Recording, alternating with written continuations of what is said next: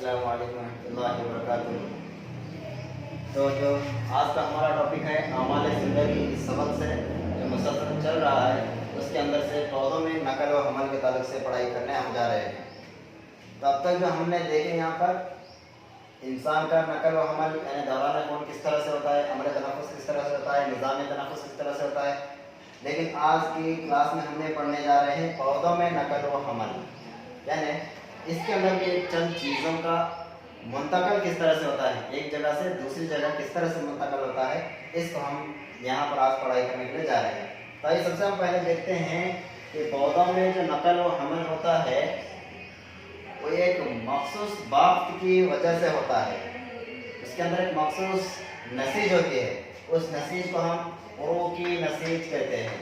उरूकी नसीज, उरूकी नसीज आमतौर पर दो नसीजों से मिलकर बना हुआ एक मजमुआ का नाम कहलाता है उरूकी नसीज। इसके अंदर दो नसीजें कौन से हैं, एक है जाइलम, दूसरा है फ्लोएम। जाइलम और फ्लोएम दोनों नसीजों को मजमूई तौर पर हम कहते हैं उरूकी नसीज। तो इस नसीज के जरिए तमाम पौधों के अंदर ग़िज़ा का हो या पानी का हो नकल व हमल होता है। तो इसके अंदर सबसे हम पहले देखते हैं कि पानी का नकल व हमल किस तरह से होता है, नबातात के अंदर पानी का नकल व हमल। तो यहाँ पर देखिए इस तरह से एक पौधा है, यहाँ पर जड़ है। तो पानी का नकल व हमल कहाँ से, जड़ के निज़ाम से ही होता है, जड़ से ही पानी का नकल व हमल है। इस जड़ कहाँ पर है, मिट्टी के अंदर मौजूद है। यहाँ पर तमाम कौन सा इलाका है, मिट्टी का है। तो ये मिट्टी के अंदर जो जड़ है डूबे हुए होते हैं। तो यहाँ से मिट्टी एक बहुत ही अहम वसूल है, बहुत ही अहम एक चीज़ है जो कि पानी का मुंतकल कर सके हर पौधों में। तो यहाँ पर मिट्टी के अंदर जड़ होते हैं, इसको हम ज़मीन के अंदर पानी डालते हैं। तो यहाँ से एक रूट प्रेशर यानी एक जड़ का दबाव की वजह से यहाँ पर एक चंद मखसूस अमल क्या होता है, पानी इस मिट्टी के जरिए जड़ के अंदर निकल आता है। इसको हम अयान सिस्टम कहते हैं, अयानिक सिस्टम। तो यहाँ पर क्या होता है, पानी जब रूट के अंदर यानी जड़ के अंदर दाखिल होता है तो ये मुसलसल हमेशा इस तरह से पानी जैसे आगे जाता है, फिर दूसरा पानी का मोल फिर अंदर आता है, फिर इधर इसको धकेलता रहता है ऊपर की तरफ। लेकिन एक बात यहाँ पर ये बात याद रखें कि जितना दरख्त ऊंचा होता है वहाँ तक ये जड़ के जरिए ही पानी पहुँचाना नामुमकिन है। तो इसके लिए अब जड़ के ऊपरी हिस्सों में पानी कैसे पहुँचता है, देखिए जड़ के ऊपर हिस्से में यहाँ तक तकरीबन बहुत ऊंचा अगर एक पौधा है तो उस पौधे तक पानी किस तरह से पहुँचता है, ये जड़ नामुमकिन है वहाँ तक पहुँचाना, लेकिन उसके लिए दूसरा भी एक अमल है, वो क्या है मैं बताते जाऊँ।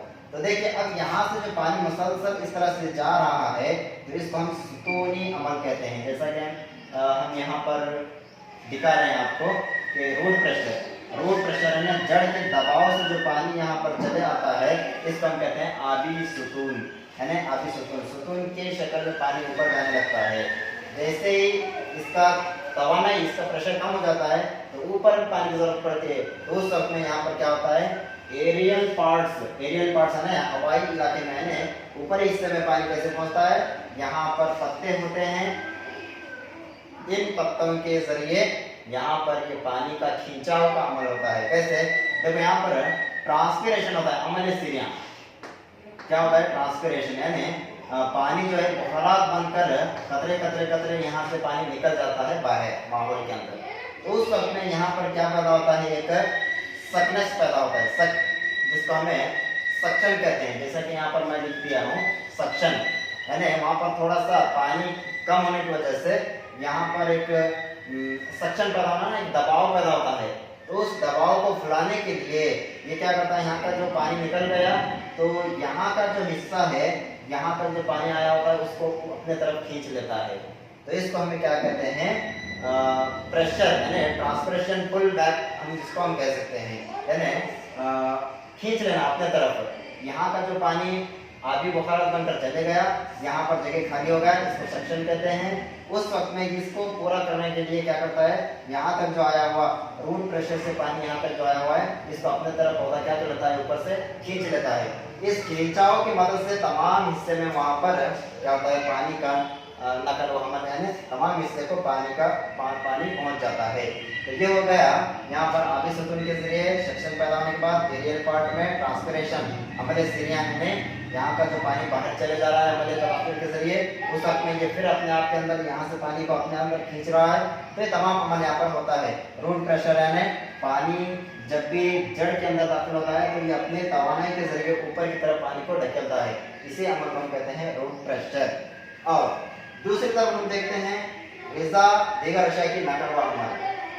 पानी का नकल व हमल हो गया, और ग़िज़ा का नकल व हमल किस तरह से होता है। देखो अभी पानी की नकल व हमल करने की नसीज जो है वो है जाइलम। खास करके मैंने बताया कि नकल व हमल जो है उनकी नसीज के जरिए यानी जो दो नसीजों का मजमुआ कहलाता है। इसके अंदर जो जाइलम है ये पानी की सरबराही नसीज कहलाती है, पानी को ये तरीके से एक सिस्टम से पौधे के अंदर पहुंचाती है। अब दूसरा है ग़िज़ा और दीगर अशिया। अब इस पौधे को ग़िज़ा की भी ज़रूरत है, ग़िज़ा भी जो है इसके अंदर होना बहुत ज़रूरी है इसको नशोनुमा के लिए। अब ग़िज़ा का जो नकल व हमल है वो कौन करता है, यहाँ पर दूसरी नसीज आती है वो है फ्लोएम।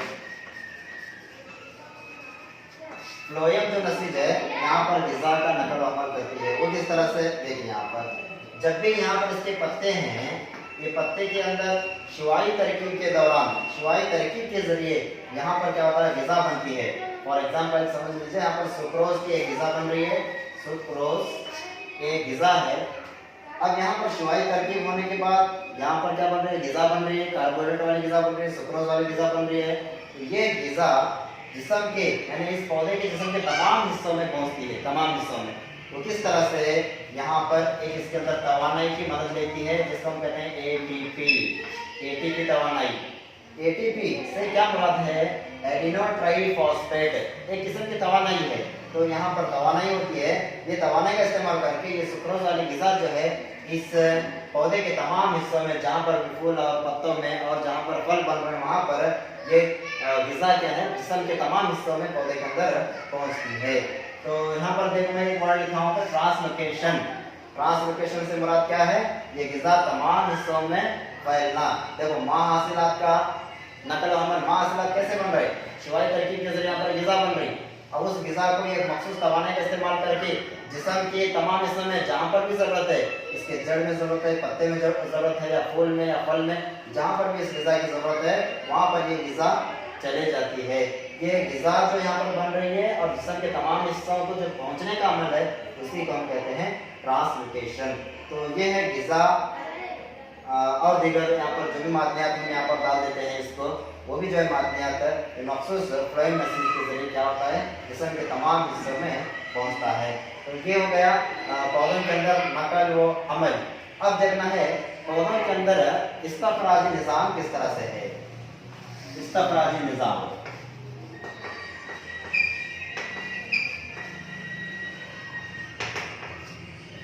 तो यहाँ पर इस्तखराजी निज़ाम जो है बहुत ही मखसूस आज़ा यहाँ पर नहीं होते पौधे के अंदर। जैसे इंसानों के अंदर, दीगर जानवरों के अंदर फेफड़े होते हैं और नाक के ज़ौफ़ होते हैं, उस तरह से यहाँ पर कोई इनके आज़ा नहीं होते पौधों के अंदर। ये बराह रास्त इस्तखराजी निज़ाम यानी गैर ज़रूरी अशिया जो भी पौधे के अंदर है बाहर किस तरह से बनता है, ये भी पत्तों के जरिए ही। तो हमने आमतौर पर देख चुके हैं कि जो पत्ते हैं दरख्तों के वो सब्ज होते हैं आमतौर पर, लेकिन चंद दिनों के बाद वो जर्द कलर में तब्दील हो जाते हैं, यानी येलोविश कलर में तब्दील हो जाते हैं पत्ते।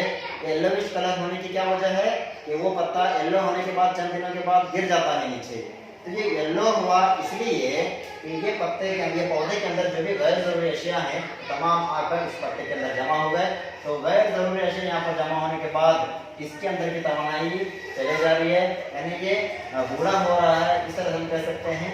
उस वक्त में इसका रंग तब्दील होता है, उस वक्त में पूरा जो गैर ज़रूरी मादे इसके अंदर हैं वो आखिरकार अपने रंग को तब्दील करते हुए, कमज़ोर होते हुए गिर जाता है। तो इस एक अमल के ज़रिए इसके अंदर की गैर ज़रूरी अशिया भी जो है पत्तों के ज़रिए ही वो इस्तखराज करता है। ये है एक इस्तखराजी निज़ाम का अमल और पानी का नकल व हमल और ग़िज़ा का नकल व हमल तमाम पौधों के अंदर। तो अब हम देखना है इंसानों में इस्तखराजी निज़ाम।